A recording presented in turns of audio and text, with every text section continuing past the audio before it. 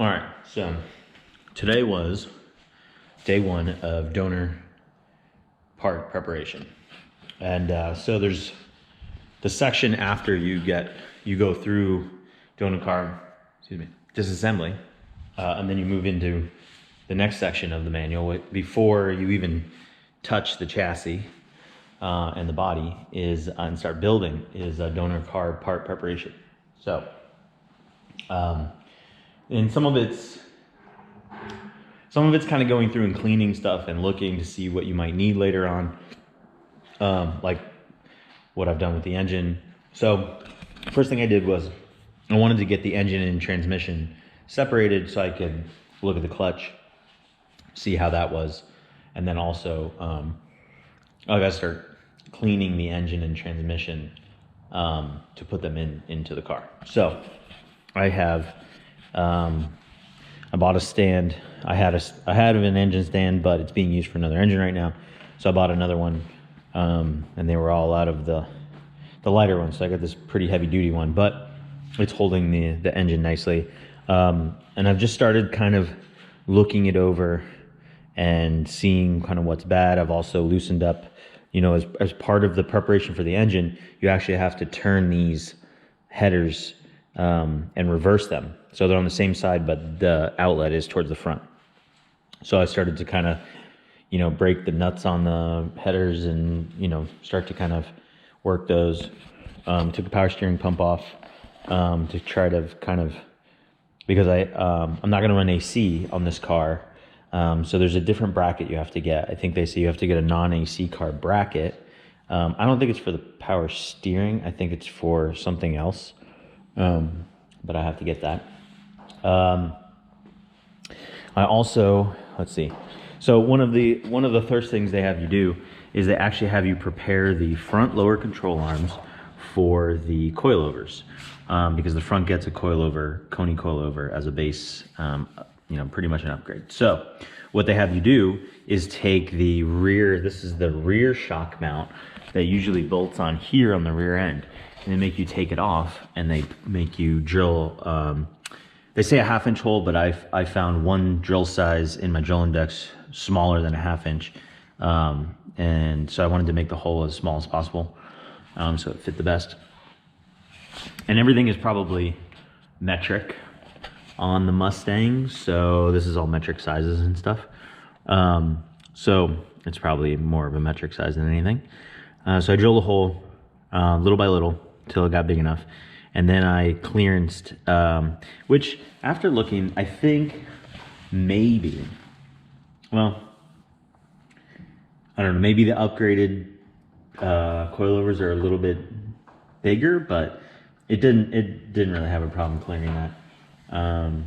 So it might not have even needed clearance, but I wanted to be on the safe side. So I have a plasma cutter, so I plasma cut the gap out and then sanded it all down and cleaned it up. That was the way I found the best way to do it. Tomorrow I'm gonna pop all, which is not, they don't list this as part of the steps in the manual, but I'm gonna pop all the ball joints and bushings out because these are gonna go to powder coat. Same thing with the lower control arms for the rear end and the upper control arms right there. Those are all, and so I've also, as part of what I've been doing, I disassembled a lot of, so I have this, when I took the rear end out of the car, I used that jack there, and then I have this roll around stand that I built for a truck I was building, so I put the rear end on there, and I started to take everything off. Yeah, so that's pretty much it. I'm gonna probably use rust encapsulator on the rear end. It's not what I really want to, I'm not going to take the rear end apart. I'm not going to disassemble it. I'm not going to rebuild it. So I'm probably just going to put some rust encapsulator on it just to kind of freshen it up a little bit. It looks fine. Everything looks good. And that's what I'm going to go with on that. Let's see. Don't need the steering rack anymore. I think the new one is on its way. I still need to modify let me actually, you know what? Let me show you what I've done, not what I'm about to do. Oh yeah, I cut the springs. This is the number, I think this is the first thing that they have you do, is cut the rear springs. So they want 7 coils, and normally there's 8 coils on this. So that's about I figure it's about 1 inch of lowering that they're having you do. So I've taken 1 inch out off of it pretty much, which you might be able to obtain with lowering springs. I'm not going to do lowering springs because I want to follow the manual in the way that they want you to do it, and then I'll kind of see. This is what the clutch looked like. Clutch looks pretty good. I'm gonna get a new clutch and a new flywheel, so I'm not really too concerned about those because I'm gonna get new ones. Also, started to disassemble the spindles here, and what I did was there are rivets that hold in the heat shield, so I drilled all those rivets out. It's kind of a pain in the ass because they're really good rivets, and that's what makes them a pain in the ass. I bagged up the bolts and nuts just to have them and keep them. I can't remember if they come with new ones in the kit, but I'm gonna get new ones. I need to remove these hubs, and then I'm gonna get new hubs and everything. And what I also saw, there's a company online on eBay that shop peens these, and they look really good. So I kind of want to see if I can have that done. If not, I'm gonna have the powder coat place do a sandblast on them, and I don't know. I think I'm gonna leave them bare and clear coat them. That's what I think I'm gonna do, because I kind of want, I don't want it to, you know, I want some contrast in the suspension. So yeah, what do I have left to do? I've got to modify the fuel filler neck, clean up the fuel tank.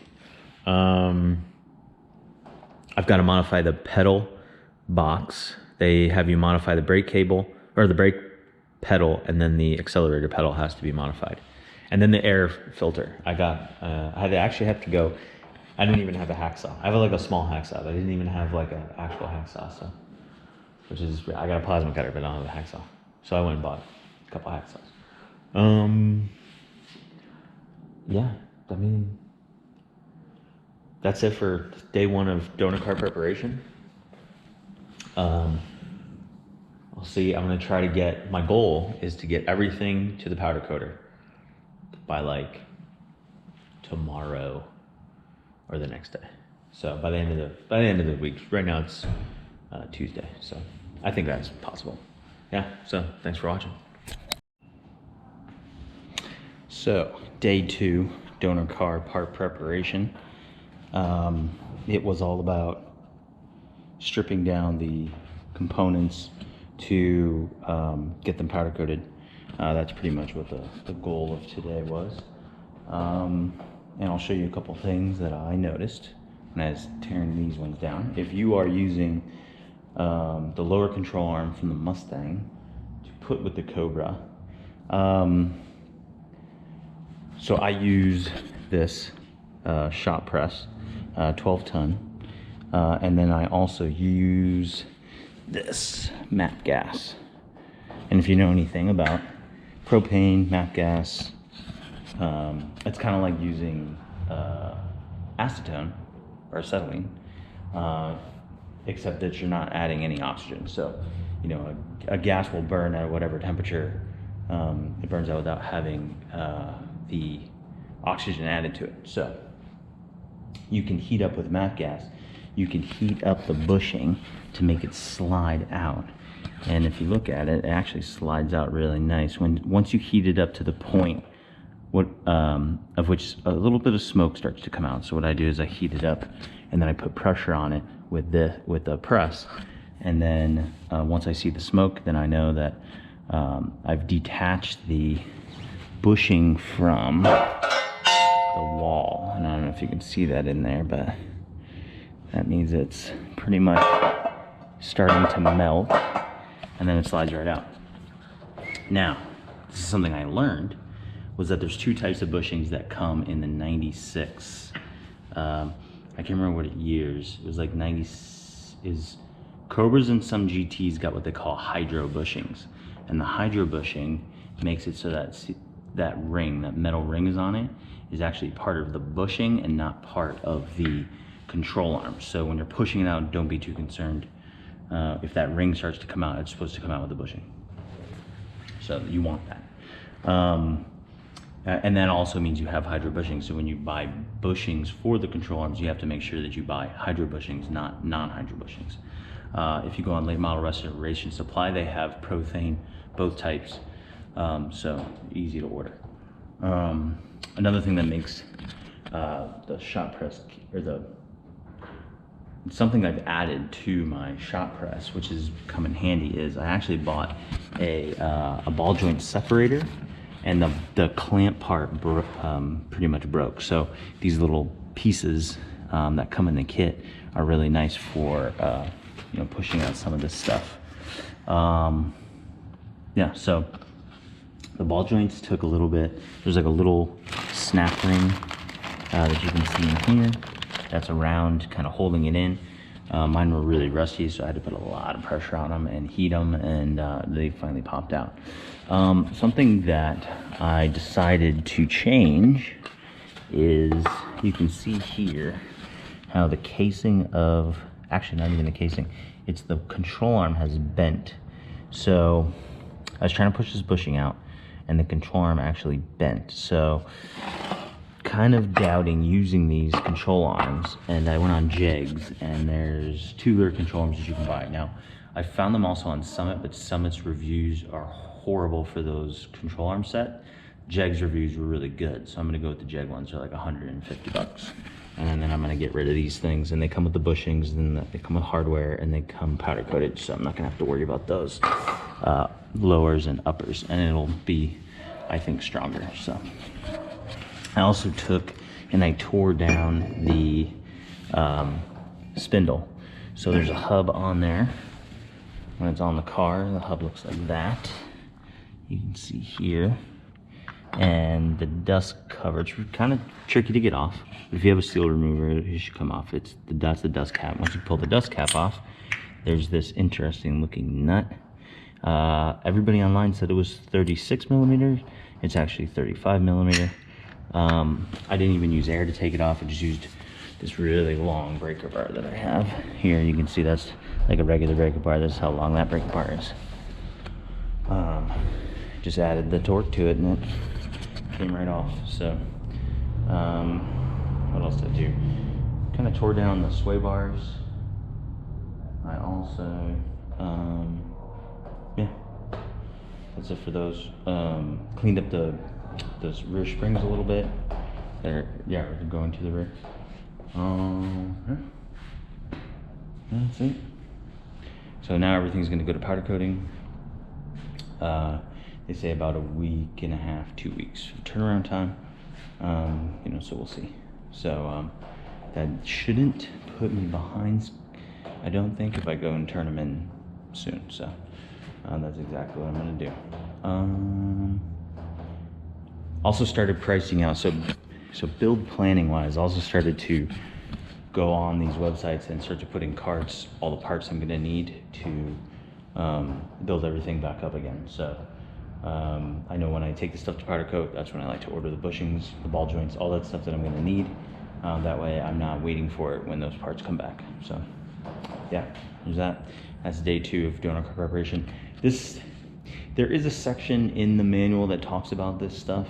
It's kind of more towards the back. So, but that's kind of what I did today. So cool. Wait, there's more.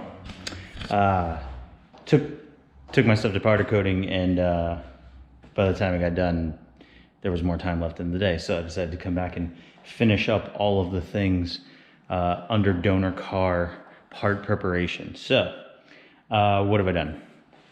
Then I'll explain why I haven't done what some of the things they want you to do are. Let's see. So I cleaned up the fuel tank a little bit. Got a lot of the crap that was out of there. They want you to cut this here. I'm gonna leave it because it's providing a nice cap for the fuel tank right now. So I'm gonna leave it until I need to cut it, but I've marked it off. They want you to cut it on the flat part there. So I'm gonna cut it right in the middle because they want you to leave enough for a piece of tubing to go over it, and then clamps. They also want you to, actually I'm gonna put this with,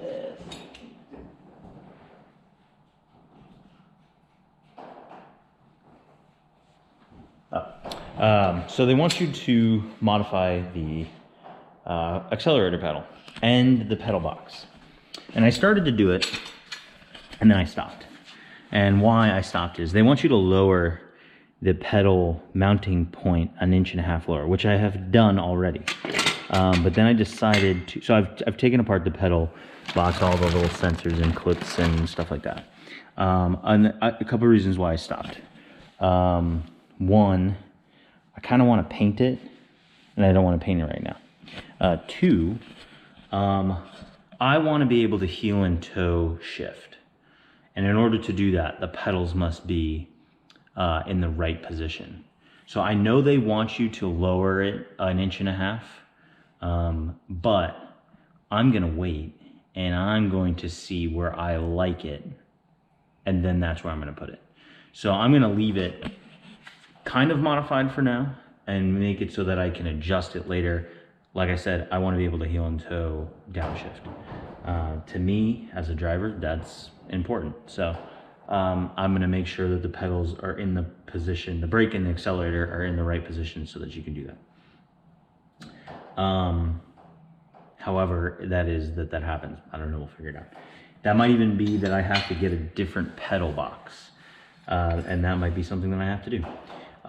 So yeah, I did that. What else did I do? With this? Oh yeah, they want you to take these fuel. So there's like a fitting and then a plastic piece, and then it goes all the way to the end. And they want you to cut it and then take the plastic off so that you just get that fitting. I'm gonna leave the fuel lines until I'm ready to do that, until they're ready to go on the car. So all that's gonna stay there.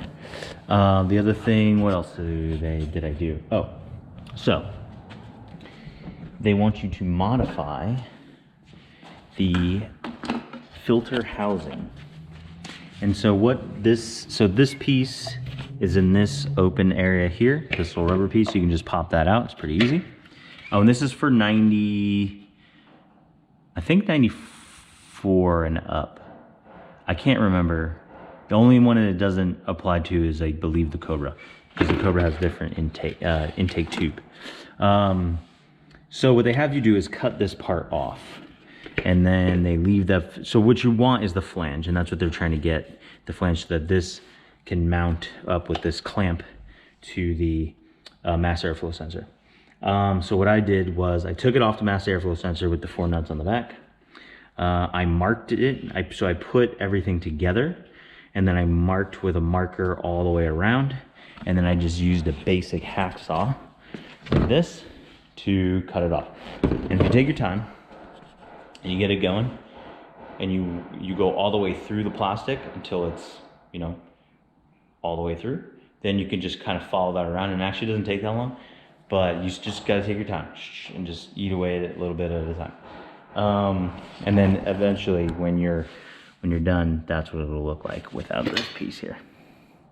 So, and I'm imagining they had to do that because there's no way to mount this under the hood. That's what I'm guessing.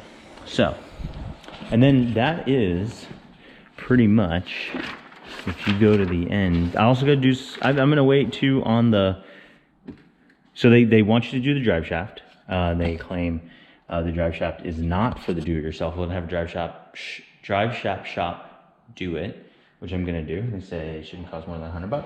We'll see about that. I'm in California, so everything's usually more money. They want you to modify the harness. I'm gonna wait to do that because I think my chassis harness takes place of that one. Engine preparation.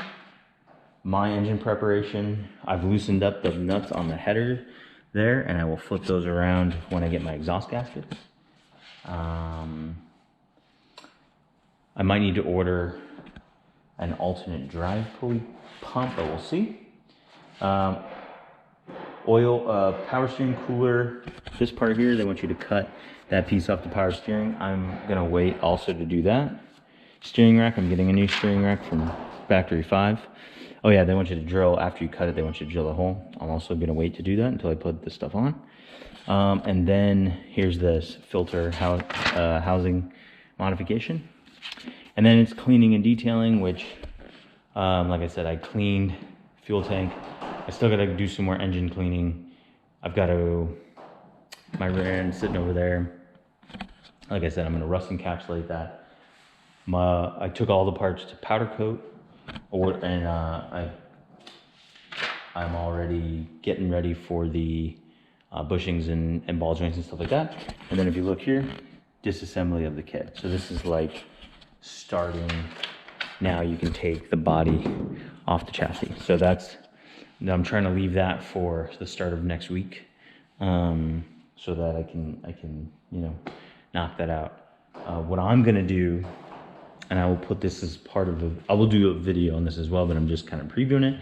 So if you want to see this part, wait for that video, but there will be one. What I'm gonna do is they give you a template for a buck to have the body sit on, and I think they make it out of plywood. What I'm gonna do is I'm gonna make U's out of square tubing. So if you look at my frame stand there, I don't know if you can see it. Yeah, my frame stand is 2x2 square tubing. Now that bottom frame stand is 1/8 inch thick. The hoops that I have the frame sitting on are 16 gauge. So they're just basic box 2x2 square tubing, 16 gauge. What I'm gonna do, and that stuff's not that expensive. What I'm gonna do is make U's and weld them together, and then I'm gonna make flat pieces that grab essentially the top of each inside the fender. So a U in the front and a U in the back, and then the tops of the U's the body will be able to sit on that. You can see it's kind of level all the way across. So that's what I'm hoping, so that with the body, and then I'm gonna connect them with a centerpiece and put some casters on so that you can roll the body around. That's the plan anyway. That's what I'm gonna do. So yeah, tune in for that video, because that one's going to be, I'm interested to see when that body comes off the frame. I'm interested to see what it looks like without the body on it, and it'll be nice. It won't be taking up all that much space. So yeah, that's it, and I'll see you next time.